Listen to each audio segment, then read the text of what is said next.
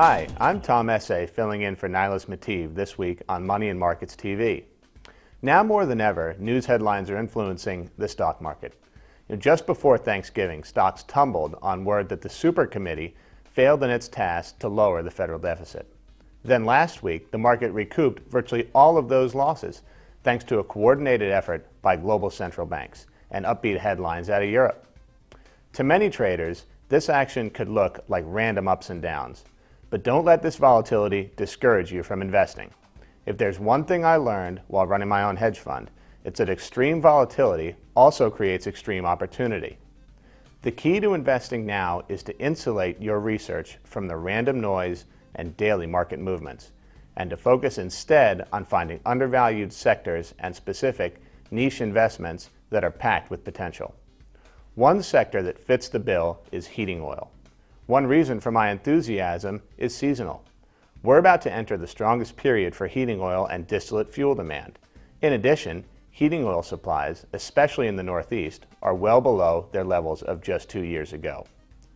Regardless of next week's headlines from Europe or Washington, those fundamentals will not change.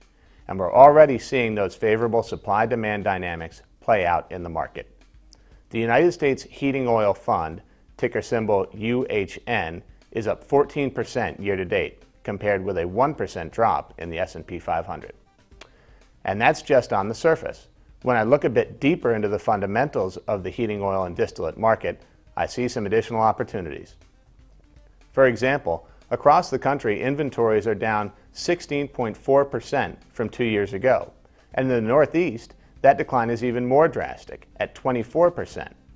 In the Midwest and Gulf Coast regions, inventories are also down, but less so, mainly because homes there tend to favor natural gas over heating oil.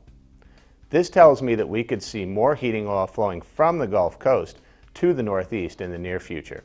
And that trend is bound to benefit pipeline operators who will be able to charge energy companies higher rates to move fuels from one place to another. Two of my favorite plays in the area are Buckeye Partners and Kinder Morgan Partners, which have strong pipeline systems in the Northeast. I know Nilus has discussed this sector in the past, especially because it tends to produce tremendous income. And this developing story in the heating oil market gives you one more reason to investigate some of these companies if you haven't already done so.